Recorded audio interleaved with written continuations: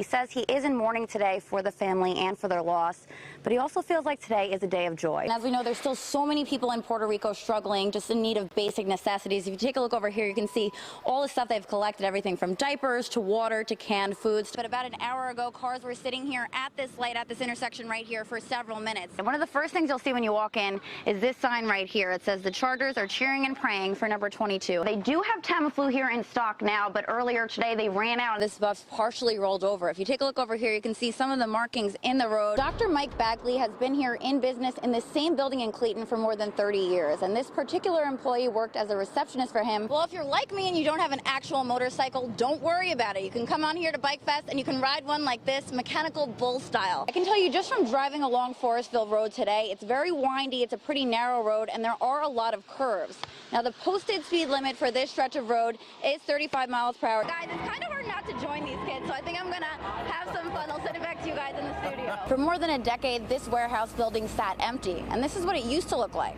But now, a year later, the city is making progress. Crews are out here right now assessing some of the damage from last night's severe weather, starting here in Lee County. And as you can see, we've got crews out here right now working on restoring power to the area. Still a lot of people without power. We actually just had someone yell out the window thanking them. This sled I'm sitting in right now, completely empty, but actually you couldn't even see it. That's how much we actually stocked this sled with toys. And I'm going to show you the truck because we actually already loaded up all these toys. Instead of high-fiving when your team scores, giving your friend a fist bump is a safer way to celebrate. Before they knew it, this entire place was engulfed in flames. Someone threw this rock into this window right here and broke into his home. And the reason it's so difficult is because they have to wear all of this equipment, and I'm only wearing some of it right now. No, not at all, Sean. It's really from people all over the world. Now, I printed out just a small portion of this petition, and their signatures from Croatia, Finland, Mexico, Norway, Switzerland, Hong Kong. So it's really gone viral. As you can see, this is a busy street with a lot of traffic, which is why witnesses tell me they were shocked that a shooting would happen here in broad daylight. We're here at this home where you can see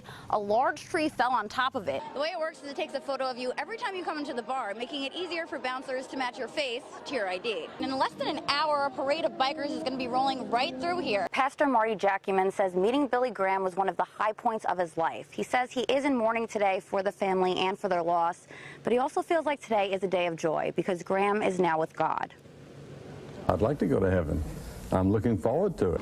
And at age 99, America's pastor has finally made it there. I don't know that we'll ever see one person make that large of an impact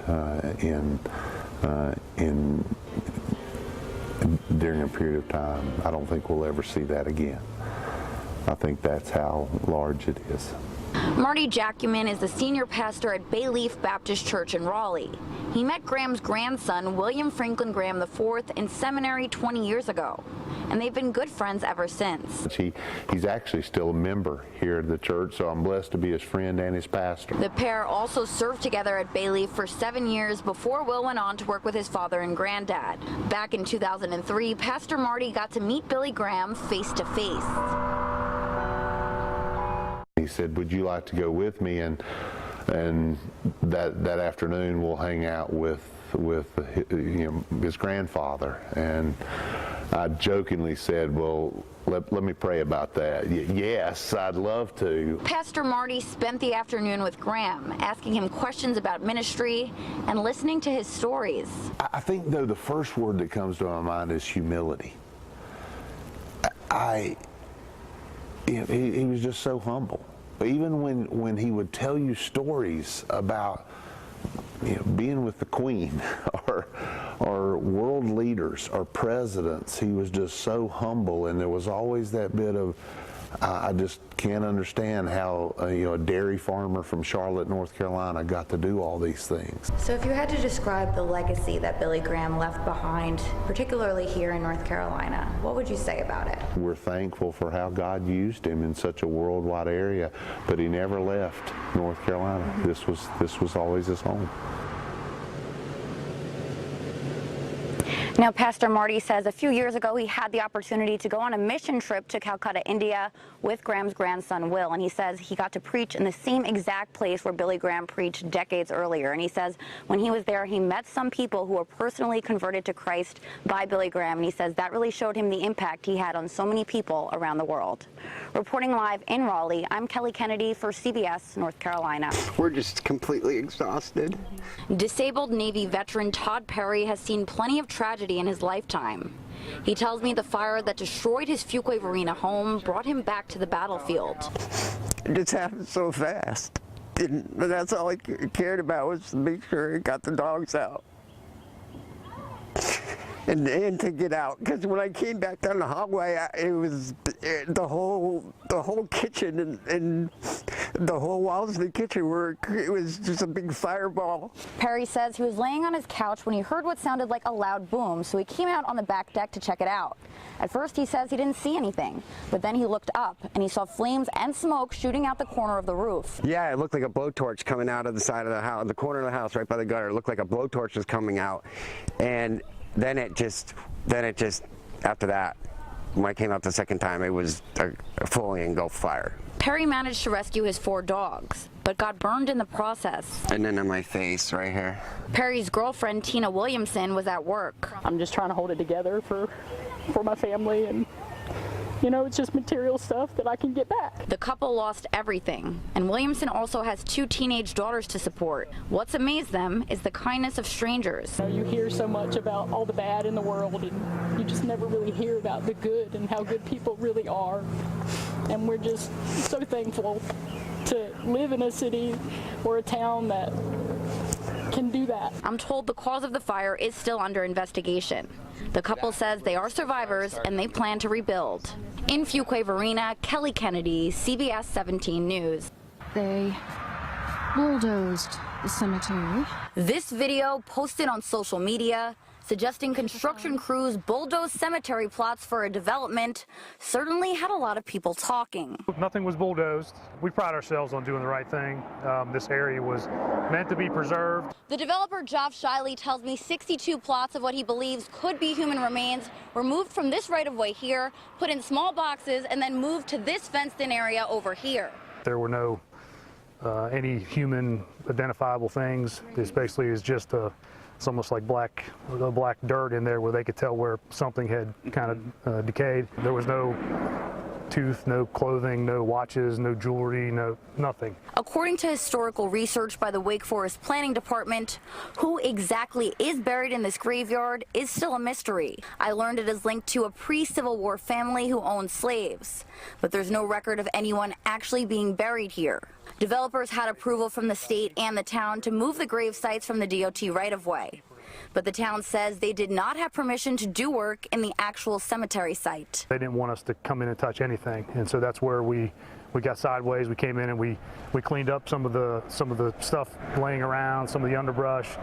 We did some light grading to come in and put some mulch and some sod down. The town of Wake Forest issued a stop work order on this project. Our town management had already contacted the police because disturbing a cemetery is against the law. So you're saying the developer did not have permission to do anything in that cemetery area. They are saying that it was a miscommunication. I mean, what do you think went wrong?